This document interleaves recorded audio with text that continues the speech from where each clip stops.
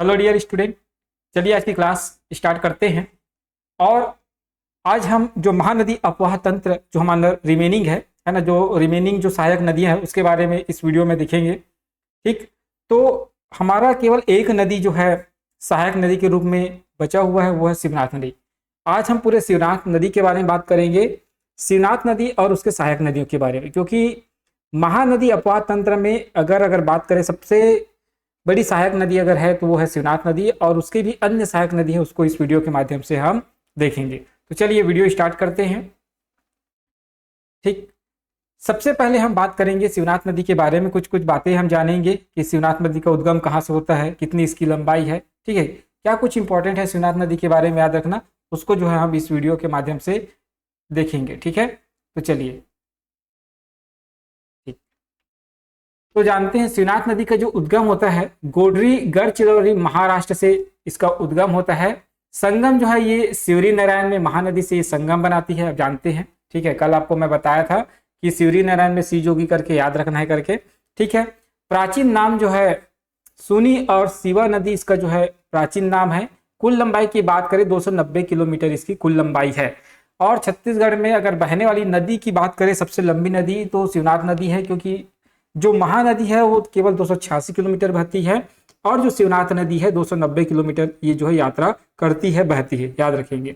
ठीक है, तटीय शहर की अगर बात करें तो दुर्ग, नांदघाट और सोमनाथ इसके जो है तटीय शहर है। प्रवाह क्षेत्र की अगर बात करते हैं मोहला, मानपुर, अंबागढ़ चौकी में ये प्रवाहित होती है। ठीक है, उसके साथ राजनांदगांव में, दुर्ग में, बेमेतरा और मुंगेली, बिलासपुर, बलौदा बाजार, जांजगीर चांपा में जो है प्रवाहित होती है। परियोजना चलता है इस पर मुंगरा बैराज परियोजना, याद रखेंगे। परियोजना का नाम है, इसमें एक परियोजना चलता है शिवनाथ नदी पे, वो है मुंगरा बैराज परियोजना। चलिए अगली सहायक नदी के बारे में बात करते हैं। अब जो है हम शिवनाथ की सहायक नदी देखेंगे। सबसे पहली है खरखरा नदी। खरखरा नदी के बारे में जानते हैं। ठीक है, तो खरखरा नदी का जो उद्गम होता है बालोद जिला से होता है, डौंडी लोहारा से, बालोद जिला के डौंडी लोहारा से। ठीक है, इसमें खरखरा परियोजना चलता है। इसमें मिट्टी से निर्मित जलाशय है, याद रखेंगे। मिट्टी से निर्मित बांध या जलाशय है, 1967 में इसका निर्माण हुआ था, याद रखेंगे। वो है खरखरा नदी पर। ठीक है, छत्तीसगढ़ का पहला मिट्टी से निर्मित बांध ठीक खरखरा नदी पर है, 1967 में इसका निर्माण हुआ था। चलिए अगले सहायक नदी की बात करते हैं। तो अगली सहायक नदी है तांदुला नदी। तांदुला नदी के बारे में भी कुछ बातें जो है जानते हैं। ठीक है, तो तांदुला नदी का जो उद्गम है भानु प्रतापपुर कांकेर से इसका उद्गम हुआ है। ठीक है, इसकी लंबाई की अगर बात करें 64 किलोमीटर इसकी लंबाई है। ठीक है, जलाशय की अगर बात करें तो इस पर तांदुला जलाशय है, तांदुला नदी पर, याद रखेंगे। परियोजना है छत्तीसगढ़ की प्रथम परियोजना इस पर संचालित है। ठीक है, 1913 तांदुला परियोजना के नाम से उसको हम जानते हैं, तो याद रखेंगे छत्तीसगढ़ की पहली परियोजना किस नदी पर है, तो तांदुला नदी पर, याद रखेंगे। ठीक है, चलिए अगली नदी की बात करते हैं। तो अगली सहायक नदी है इसका खारून नदी। खारून नदी के बारे में जानते हैं, मोस्ट इंपॉर्टेंट है खारून नदी, याद रखेंगे। ठीक है, तो खारून नदी का जो उद्गम है दोस्तों पेटेचुआ की पहाड़ी, जिला बालोद से इसका उद्गम होता है। सोमनाथ में ये संगम बनाते हैं। ठीक है, आप जानते हैं सोमनाथ मंदिर। ठीक, तटीय शहर की अगर बात करें रायपुर इसके तट पर बसा हुआ शहर है, तर्री घाट दुर्ग इसका किनारे बसा हुआ शहर है, और इसी खारून नदी पर महादेव घाट में जो है लक्ष्मण झूला बनाया गया है, सस्पेंशन ब्रिज का निर्माण किया गया है, इस बात को आप ध्यान रखेंगे। ठीक, चलिए अगले सहायक नदी के बारे में बात करते हैं। तो अगली जो सहायक नदी है मुस्का नदी। ठीक, मुस्का नदी के बारे में जानते हैं, और मुस्का की सहायक है आमनेर नदी। ठीक, उसके बाद इसकी जो सहायक है और पिपरिया नदी। तो याद रखेंगे जो मुस्का नदी है ये मेन नदी है। मुस्का के बाद जो है याद रखेंगे आमनेर नदी और पिपरिया नदी, तीनों खैरागढ़ पर ना एक संगम बनाता है, याद रखेंगे। तीनों जो है खैरागढ़ पर यहाँ पर जो है एक संगम बनाता है, याद रखेंगे तीनों नदी के बारे में। ठीक है, इसके बारे में और ज्यादा जानकारी तो नहीं मिलता, बस इतना ही याद रखेंगे मुस्का, आमनेर और पिपरिया नदी के बारे में कि तीनों जो है एक संगम का निर्माण करती है। ठीक है, लेकिन ये जो है मुस्का नदी के माध्यम से जो है शिवनाथ नदी पर जाकर मिलती है। ठीक है, चलिए अगले नदी के बारे में बात करते हैं। तो अगला नदी है सुरही नदी। सुरही नदी याद रखेंगे। ठीक है, चलिए इसके बारे में कुछ बातें जानते हैं सुरही नदी के बारे में। तो सुरही नदी का उद्गम जो है राजनांदगांव जिले के पैरी मीठा गांव के पहाड़ से, या जिसको सुतिया पाट के नाम से भी हम जानते हैं। ठीक है, तो ये राजनांदगांव के जो है पैरी मीठा गांव से, ठीक है, याद रखेंगे वहां जो पहाड़ है उससे ये नदी जो है निकलती है, याद रखेंगे। ठीक है, लगभग 40 किलोमीटर तक ये नदी जो है बहती है, याद रखना है इसको भी। ठीक, चलिए अगली सहायक नदी के बारे में बात करते हैं। तो अगली सहायक नदी है हाप नदी। हाप नदी के बारे में कुछ बातें जानते हैं। ठीक है, तो हाप नदी का जो उद्गम है ना, कवर्धा से कंदबाड़ी की पहाड़ी से उसका उद्गम होता है। हाप नदी का उद्गम कहाँ से होता है? कवर्धा के कंदबाड़ी से इसका उद्गम होता है। बस इसके बारे में बस इतनी ही बातें याद रखना है, और कुछ चीजें जो है इसके बारे में और नहीं दिए गए हैं।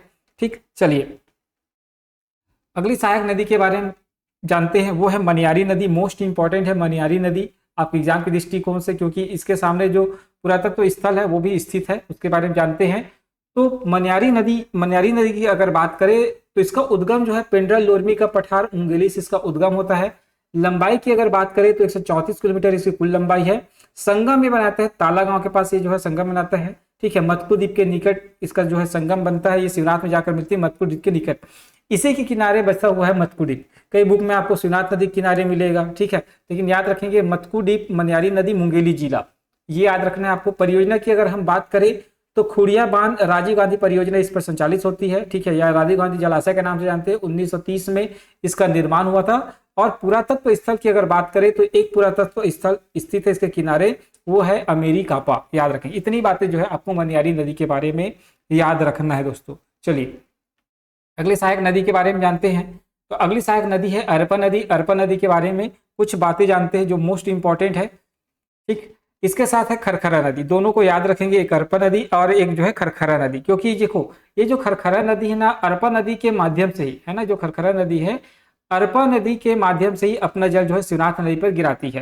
तो सबसे पहले हम अरपा नदी के बारे में जानते हैं। ठीक है, तो अरपा नदी का जो उद्गम है, याद रखेंगे, अरपा नदी का जो उद्गम है वो कोडरी खुंगसरा पहाड़ी गौरेला पेंड्रा मरवाही से इसका उद्गम होता है। संगम जो है मानिक चौरा के पास से जाके शिवनाथ नदी पर मिल जाती है। लंबाई की अगर बात करें तो 100 किलोमीटर ये लंबी नदी है और बिलासपुर की सबसे लंबी नदी के रूप में इसको जाना जाता है। प्रवाह क्षेत्र की अगर बात करें तो बिलासपुर, बलौदा बाजार और पेंड्रा में इसका प्रवाह क्षेत्र है।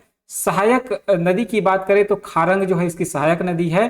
परियोजना की बात करें तो इस पर भैंसाझार परियोजना जो है संचालित हो रही है, जो मोस्ट इंपॉर्टेंट है। भैंसाझार परियोजना अरपा नदी, याद रखेंगे, मोस्ट इंपॉर्टेंट है, कई बार एग्जाम में पूछा गया है।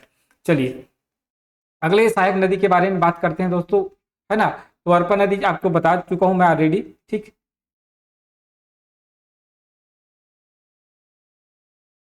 अगली जो सहायक नदी है लीलागर नदी। लीलागर नदी के बारे में जानते हैं कुछ बातें। ठीक है, तो लीलागर नदी जो है पूर्वी पहाड़ बांधखार कोरबा से इसका उद्गम होता है।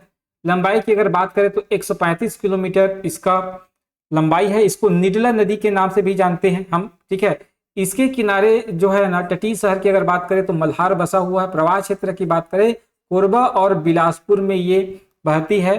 प्राचीन नाम है निडला, निडला नदी इसका प्राचीन नाम है। चलिए, तो लीलागर नदी को आप याद रखेंगे।